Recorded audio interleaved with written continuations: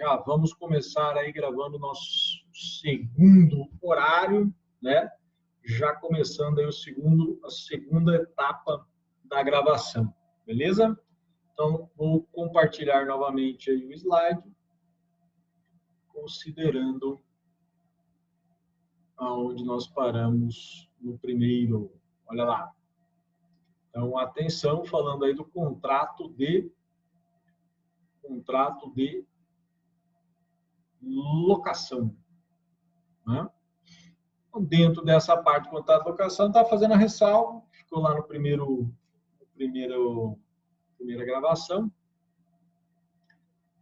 a questão pertinente a 8.245, quem trabalha com imobiliário, tem vários colegas da turma que trabalhavam com imobiliárias, né, no semestre passado, e eu sei que o dia a dia é na 8.245, né?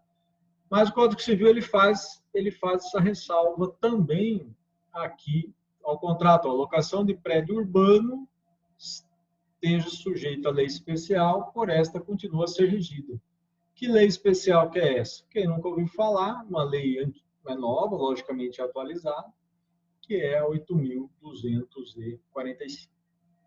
Feita essa ressalva, já tem aí um conceito. Então, o que é esse contrato de locação para o direito civil, né? O primeiro artigo, que é o 565, já anote aí, que é importante para nós, ele é taxativo. Ó, o núcleo do contrato é cessão de coisa não fungível, né?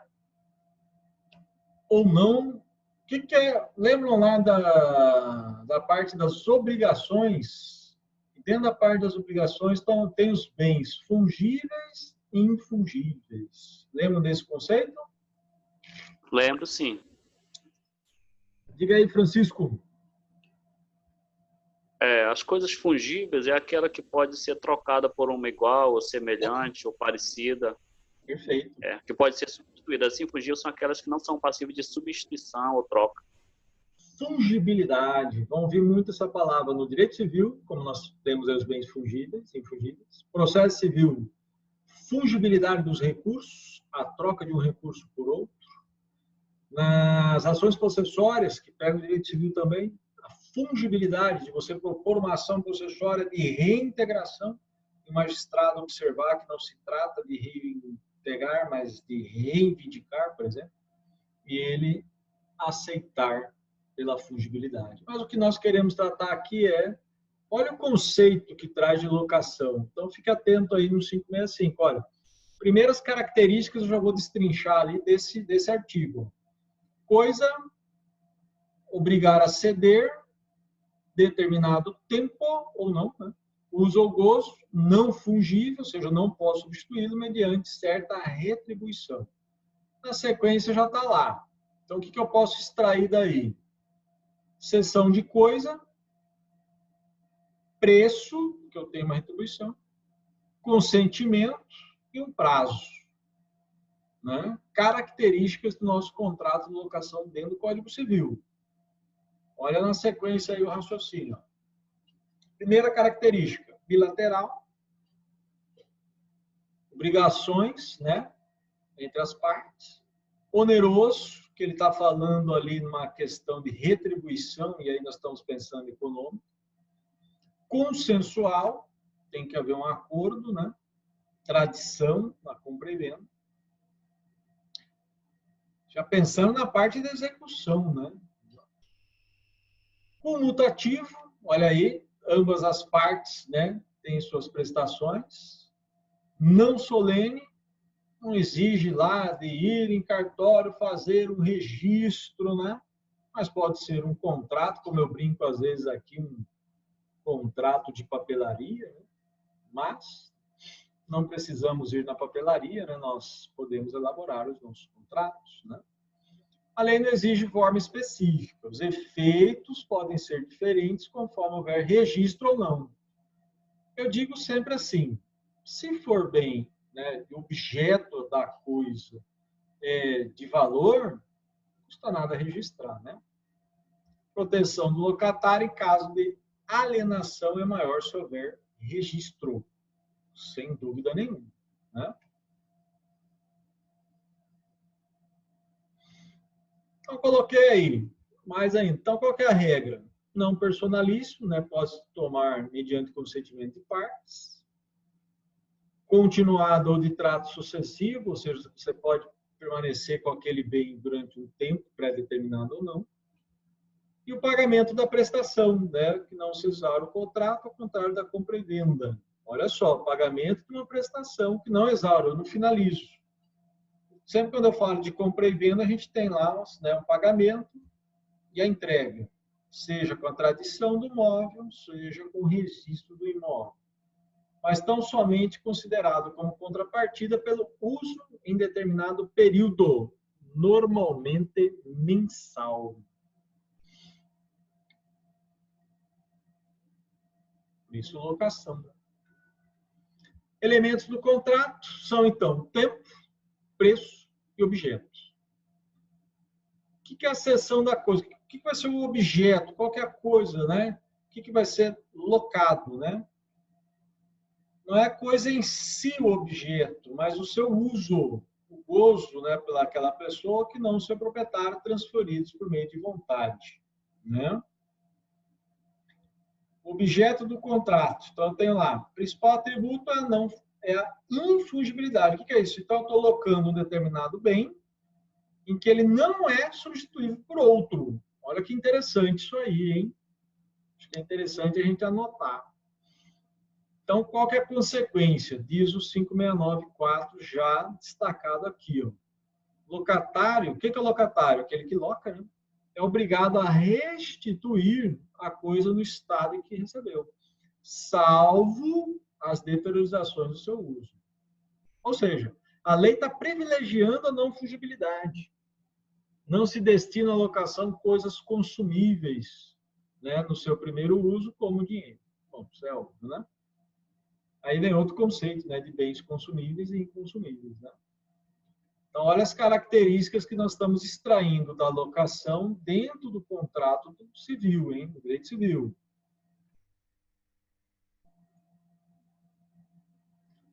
Seção da coisa, objeto. Por outro lado, pode ser objeto de locação se algum acessório da coisa for consumido, sem que ele perca a infungibilidade.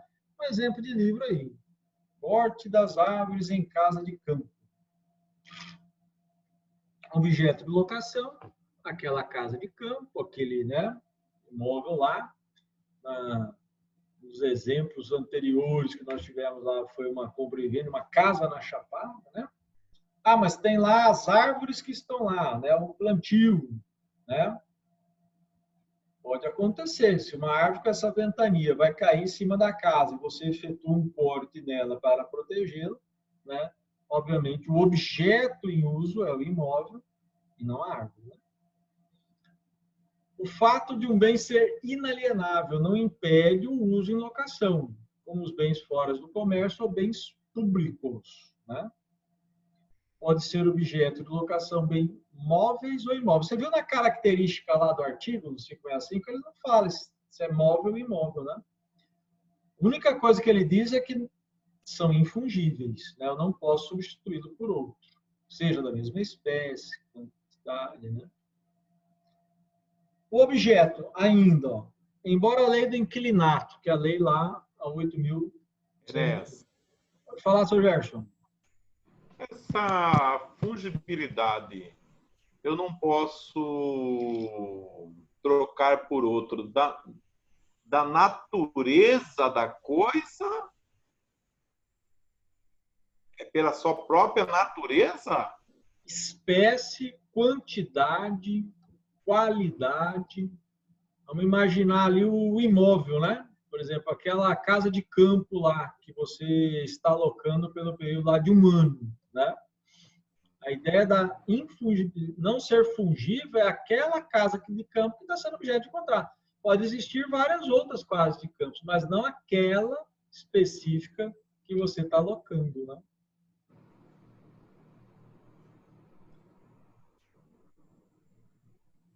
Embora a lei do inquilinato tenha tomado para si a normatização de boa parte dos imóveis, que é o caso, né?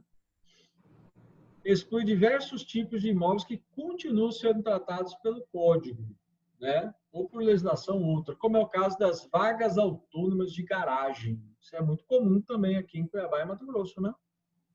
As vagas de garagem. Já vem até com matrícula própria, né? Já paga até 2 IPTU, enfim. Tá? O aluguel de lojas em shopping também tem uma sistemática própria, havendo um grande avanço. O que é isso? Então, eu tenho locação pelo código e eu tenho locações extravagantes por leis próprias. Né? Mas utiliza o Código Civil como lei, vamos dizer assim,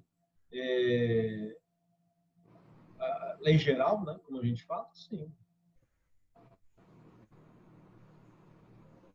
É muito comum considerar o contrato de leasing ou arrendamento como uma locação de coisas móveis. Tal contrato possui peculiaridades específicas com relação à locação comum de coisas regulada pelo Código Civil. Por exemplo, opção de compra ao final do prazo. Portanto, com ele não se confunde. O que é isso? Locação do Código Civil. Nós vamos tratar depois de leasing dentro do Código Civil e também de arrendamento mercantil. São espécies de contratos perante o Código Civil, distintos, tá? Por isso que ali é muito comum se confundir, mas nós vamos diferenciar a locação, o leasing do arrendamento mercantil. Em regra, a celebração da locação transfere a posse do bem, salvo se houver previsão específica em contrário. Já cito o artigo 5662 do Código, determinando ser obrigação do locador garantir ao locatário o uso pacífico da coisa durante o tempo do contrato. Isso é cláusula contratual muito comum, né? Muitos se esquecem até que está dentro do Código Civil brasileiro. A questão do preço é um elemento do contrato de locação, pagamento, né? Que diferencia, e aí eu já vou de outro contrato, que é o comodato, que está na sequência aí. E eu até brinco com os alunos, quando eu falo em comodato, me lembro assim, comodado tem que ser devolvido, né? Isso também é outro contrato que nós veremos. Que é a questão do preço, hein? Então, o pagamento do aluguel é a diferenciação do outro contrato que veremos, que é o comodato. Pena de invalidação do contrato, de sua configuração em empréstimo ou até mesmo comodato, uma certa proporcionalidade entre o valor e o aluguel cobrado. Não me vem alugar lá aquela casa de campo, né, por um valor irrisório, né, que vai gerar aí, na verdade, o comodato é, na verdade, aquela entrega do bem para ser utilizado para uso e gozo sem pagamento de valor. Se pagar valor é locação. Comodato, depois, um exemplo mais básico aí são das telefonias, né? A questão da internet, os modems, né? Era muito comum. Contrato de comodato. Terminou o contrato, aí você tem que devolver o aparelho, né? Depois a gente vai falar de comodato. O aluguel. No âmbito da discricionariedade das partes, podem ser deduzidos do aluguel obras e interfeitorias feitas pelo locatário. Isso aí também é de conhecimento geral, mas é importante colocar como elemento do contrato. Prazo, para nós também já é pré-definido, né? O tempo da locação. Já permite que seja celebrado por prazo determinado ou não, né? Na famosa prorrogação automática. E eu já coloco lá, o 5.571 diz que na locação por prazo determinado, anote o artigo aí, importante para nós, o locador não pode exigir a devolução da coisa antes do término, a não ser que pague perdas e danos correspondentes. Mas, por outro, o locatário também não poderá devolver a coisa sem o pagamento proporcional da multa contratual. Então, quem fizer contrato de locação com fundamento no CC, e aí também na lei específica de contrato, né, tem essa cláusula de rescisão, devolução, no caso aqui da coisa, antes do término do contrato. Né? uma interpretação ao contrário senso, né? Contrato sem prazo, qualquer das partes pode rescindir a qualquer momento sem pagar penalidades. Então, olha o que diz aí o 571, que você já anotou aí, seu Gerson. Havendo prazo estipulado, a duração do contrato, antes do vencimento, não poderá o locador reaver a coisa alugada, senão ressarcindo ao locatário por perdas e danos. Nem o locatário, aquele que está com a coisa locada, né, devolvê-lo, senão pagando também a multa prevista. Isso aí é uma praxe muito comum, né? Mas que tem fundamento legal. Sendo o contrato por prazo determinado, então, como eu disse, extingue-se pelo mero decurso de tempo, sem a necessidade de notificação ou aviso. Caso o locatário sem oposição do locador permaneça, presume-se prorrogada a locação por prazo agora indeterminado. Vamos fazendo uma leitura dos artigos 573 e 574 do Código Civil. Enéas, É uma outra espécie de contrato. Pode falar, seu Jorge. essa multa estabelecida no contrato, ela tem que ser legal ou pode ser combinada entre as partes? É uma multa penal mesmo. É a multa por Na Constituição. descumprimento. É a multa por descumprimento mesmo. Tem que estar lá estipulado. Então, se nós temos uma locação, por exemplo, de R$ 2.000 mês, e você rescindir antecipadamente, lá está expresso, vai estar lá que pagará 2 meses de locação, valor de tantos. É multa que a gente chama na área civil mesmo de uma multa de penalidade. Não a multa percentual, né? Que tem 2%, 10%, nada disso. Às vezes as partes fazem porcentagem, né? Às vezes coloca tantos por cento da locação como multa penal, ou tantos locações mesmo por estar descumprindo ali ou por estar rescindindo antecipadamente. Tem que estar na cláusula do contrato.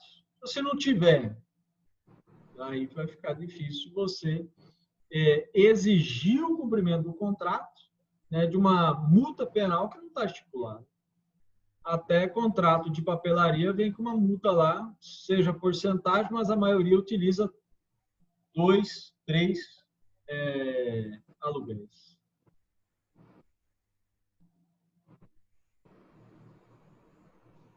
Obrigações do locador. As obrigações do locador estão dispostas, né? Coloquei o artigo. Então, o que tem fundamental aqui? Se eu quero que vocês, aquele que está locando bem, né? Uso e gozo, nós já falamos. Qual pode ser desdobrada? Dever de entrega, coisa locada, né? Tive um caso interessante uma vez, só abrindo um parênteses aí, até de servidão de passagem, né?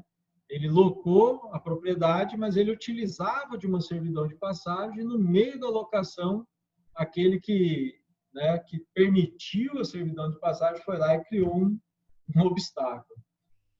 E aquele que locava não conseguia chegar até o imóvel, né? Ambos eram legítimos, tanto aquele que tinha locação, como aquele que era locador e proprietário, né? Só fechando um parênteses aí, para esse uso e gozo, né, do bem local. Entrega, já falamos lá, não pode, né, um exemplo aí de livro também, ó, alugar um bem, né, coisa antiga, né? Tá aparecendo isso aí, os exemplos de Washington de Barros Monteiro, na minha época disso. A entrega ao ato por meio do qual a coisa alocada multa de possuidor deve ser feita imediatamente, junto com acessórios e pertences, salvo em contrato. Então, essa é a obrigação de quem loca, né? Geralmente vem expresso também no contrato. Manutenção não basta, já que o mesmo artigo fala que o locador deve mantê-la neste estado. Então, o dever de manutenção. Durante o prazo de locação, embora não caiba a retenção como contrapartida à ausência do cumprimento desse dever. Ou seja, manter, né, o bem locado. Se bem que muitos contratos de locação, mas ele nem usa o Código Civil, né? Se usasse, é a obrigação do locador, né? Muitos contratos de locação estão usando a lei especial, né? Enéas, Então, pode falar, Sérgio. eu estou perguntando porque é um assunto familiar meu, né? Pode falar. Essa questão. Entregar ao locatário a coisa alugada. Eu preciso especificar no contrato que eu estou entregando a chave ou eu preciso ir lá no imóvel entregar o imóvel para ele? Eu tive um caso interessante desse, era de coimobiliária. E a questão era essa, porque quando você entrega, aí tá, recebi as chaves, faz aquele checklist, enfim, tem todo aquele padrão, né, vamos dizer assim. Mas quando são pessoas, né, familiares, de um para outro, particular, não é comum isso, né?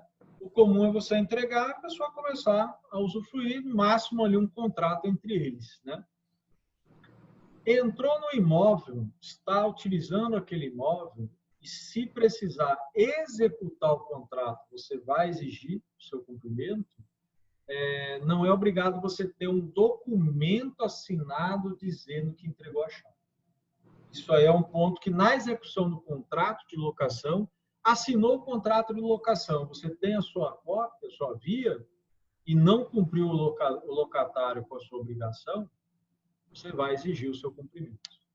Pode fazer a notificação extrajudicial, já para entrar na questão da mora, sequencialmente propor a execução do contrato. Tranquilo até aí? Então, muitas das vezes você não fez aquele famosa declaração de entrega da chave, né? Tá, mas eu posso fazer o que eu estou perguntando é o seguinte: eu posso considerar entregue o imóvel ao entregar a chave ao locatário? Sim, Não preciso tranquilamente, fisicamente ir lá no imóvel com ele. tranquilamente.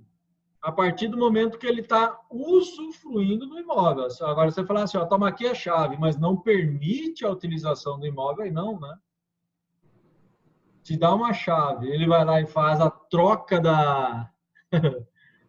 faz a troca né, da fechadura, pô.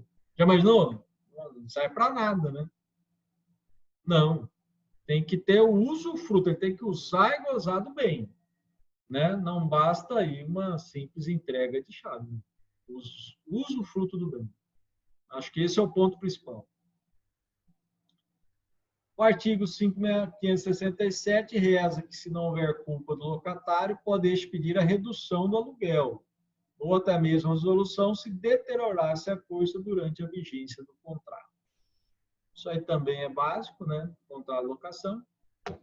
Como proprietário, portanto, principal interessado na manutenção, em regra, se atribui ao locador o dever de promover obras necessárias, né? Essa época de chuva, quem loca sabe o que eu estou falando. Sem, contudo, sobre esse pretexto, mudar a destinação da coisa, embora seja normal que o locatário responda pelas despesas de conservação de pequeno porte, conserto, reparo, uma poda. Mas se vai estar caindo o telhado na cabeça do locatário, logicamente o locador tem que fazer a manutenção, como nós vimos como obrigação do locador, né? Móveis urbanos é que o contrato de locação estabelece exatamente que tipo de despesa caberá ao locatário. Isso é muito da lei de inquilinato, que nós chamamos da lei especial. Né? Traz tudo lá, desde o que ele vai fazer, qual tributo, se IPTU, se vai pagar, se não vai. Né? Locador, exigir uma garantia, né? Determina a obrigação do locador garantir ao locatário o uso pacífico da coisa, como nós já falamos. Garantir não tenha vícios, defeitos que possam prejudicar o uso. Né? Essa questão das perdas e danos, né? Graduado em grau de culpa. Pode chegar até a resolução do contrato ou na própria redução do aluguel. Né? Falando da obrigação do locador ainda. Então, está lá, garantir, diz os 566, durante o tempo do contrato, o uso pacífico da coisa. Se durante a locação se deteriorar a coisa locada, redução do aluguel ou resolver o seu contrato. O locador, pessoal, é aquele que está locando o bem, né? Aquele que está disponibilizando para o terceiro, que é o locatário, o uso e gozo, tá? O locador resguardará o locatário, ou seja, aquele que está pegando o bem para ser usufruído, né? Os embaraços e turbações de terceiros. Eu dei um exemplo aqui, caso prático, que foi era uma fazenda, onde o locador tinha servidão de passagem, ele passava dentro de outra fazenda, e quando ele locou, aquele que permitia a servidão foi lá e passou uma cerca, né? Gerou uma ação que chama a ação de servidão de passagem, é a permissão de passagem.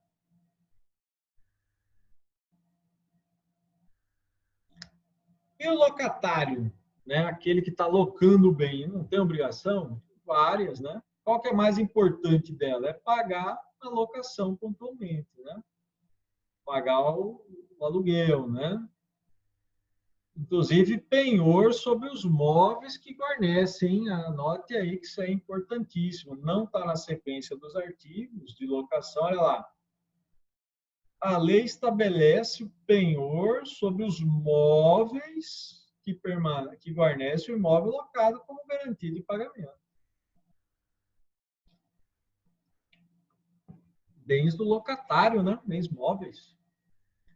Deve também o locatário usar uso convencionado, né, ou presumido, não vai me alocar um imóvel para moradia, né, e transformar ele no seu comércio, né. Eventual tolerância não permite afastamento da regra. O desvio de finalidade é analisado no caso concreto conforme a circunstância do contrato, lembrando sempre o famoso princípio da boa-fé objetiva.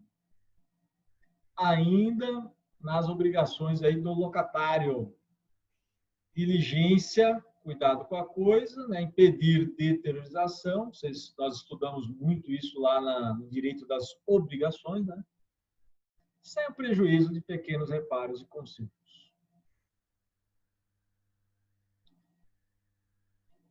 Conhecimento do locador, turbação de terceiros, foi o caso lá da perda da servidão, né? De passagem. Garantir, né? Professor, Diga, pode falar. Quem fala? É o Joãozinho, professor. Professor, então quer dizer que a gente, quando a gente loca o imóvel, e no caso, se eu tiver bens lá para locar, eu tenho que descrever tudo isso para o locatário? E conforme o estado do imóvel, como que é? Deixa eu entender isso aí, professor. A situação, que é essa parte aqui, voltando um pouquinho, isso aqui é bem interessante na execução, né? Na hora que está executando lá, olha lá. Poxa vida, ele já está me falando aqui nos últimos 10 minutos, mas vamos lá.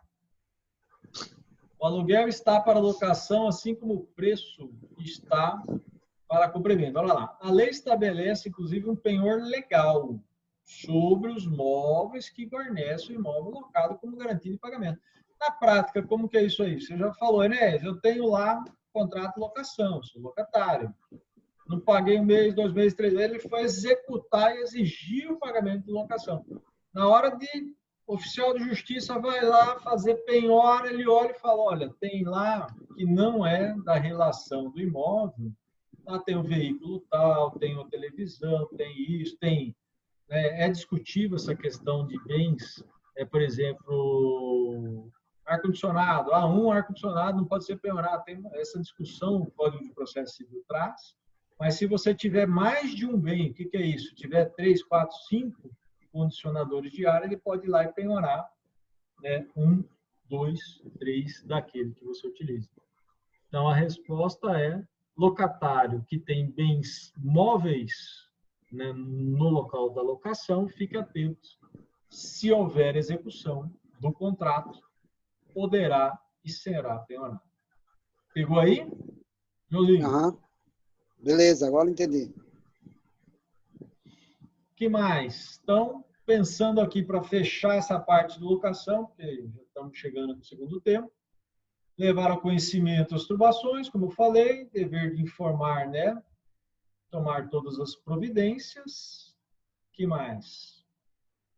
O contrato deve o locatário restituir no estado em que recebeu, com certeza, né?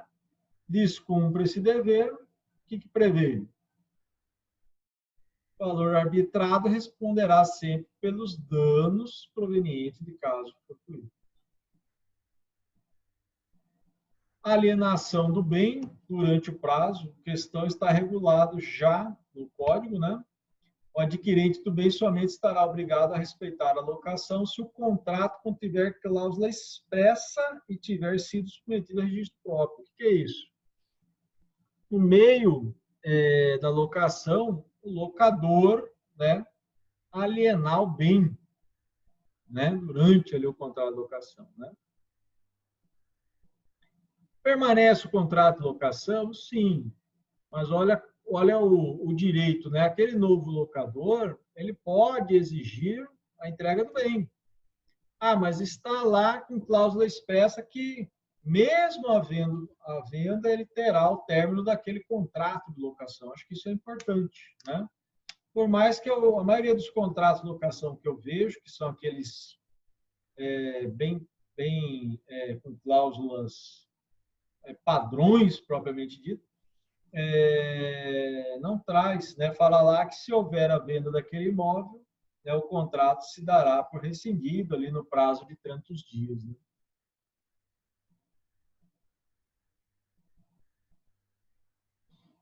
Direito de retenção, o que é isso? A lei dá ao locatário de conservar a posse e a coisa locada, mesmo depois de fim do prazo, enquanto não lhe forem indenizadas despesas e perdas em razão da coisa.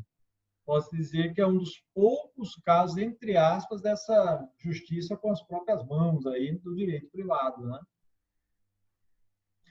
A lei confere a retenção pelas benfeitorias necessárias e também pelas úteis, caso tenham sido feito com o consentimento do locador. Então, é uma norma dispositiva que está lá expresso no artigo 578, né? Não vou entrar em comodato ainda, tá? Então, direito de retenção. Então, não é só o locador, né, Josinho, que pode ir lá e pegar os bens. O locatário também pode permanecer. Se ele foi lá e fez benfeitorias, tem conhecimento do locatário, do locador, e esse, né, combinou, falou, olha, vai haver, né, pagamento pelas benfeitorias necessárias, e não realizou, ele pode ficar na retenção do bem até, né, o cumprimento da obrigação pelo locador.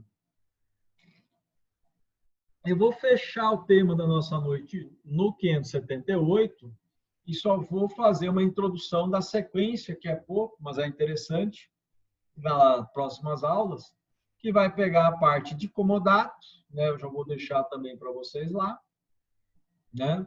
Vou deixar os dois encontros que nós fizemos, o primeiro encontro e o segundo, vou deixar os dois links.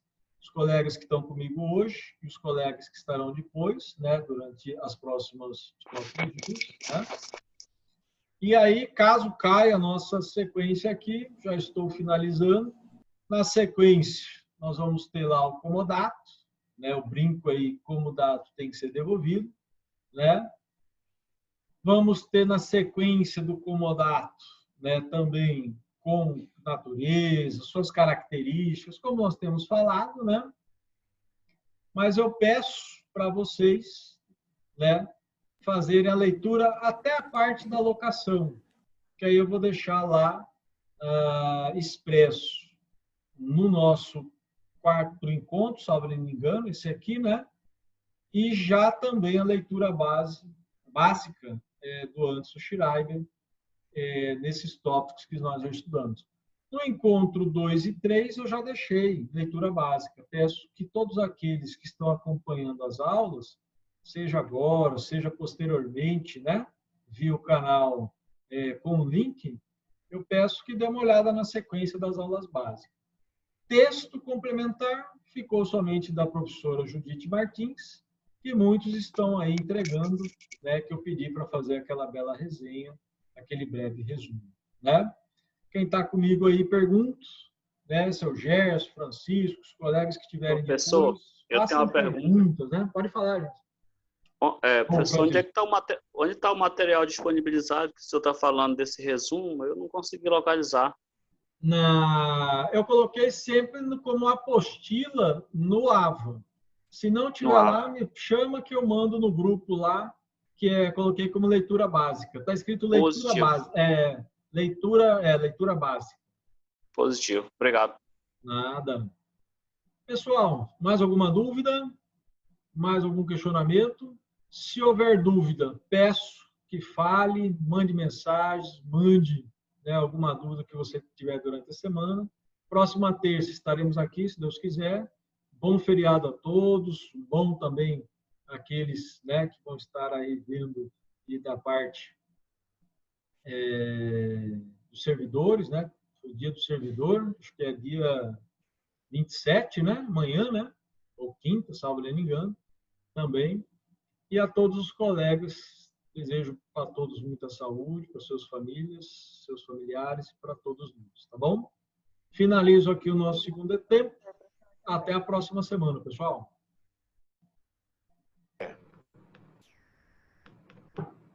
Obrigado, professor. Obrigado a vocês. Um abraço.